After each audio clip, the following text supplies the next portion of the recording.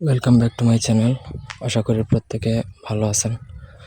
আজকে আমি আপনাদেরকে দেবো স্বপ্নে ভূত দেখিয়ে কাউকে ভয় দেখানো। আপনি যদি নিজেও মনে করেন ভূত দেখতে চান, সাহসী যদি হন আপনি, সেক্ষেত্রে আপনি ভূত কীরকম সেটা আপনি নিজেও স্বপ্নে দেখতে পারেন।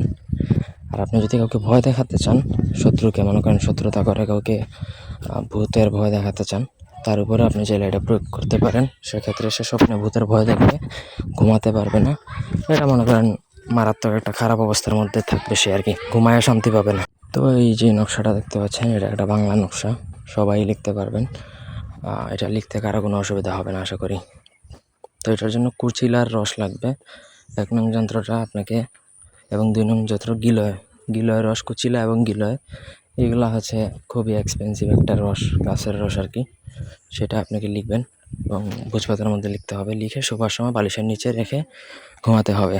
অথবা আপনি যাকে ভয় দেখাবেন তার বালিশের নিচে আপনি জাস্ট ওই গোপনীয়ভাবে সেটা লিখে তার বালিশের নিচে রেখে দিবেন। আপনি নিজে দেখলে নিজের জন্য, আর অন্য কারোর জন্য করলে অন্য কারো বালিশের নিচে চুপচাপ রেখে দিবেন। সঠিকভাবে যদি প্রয়োগ করতে পারেন তাহলে আপনি যার জন্য করেন, অথবা আপনি যদি নিজের জন্য করেন, স্বপ্নে এক কথা আপনি ভূত দেখতে পারবেন।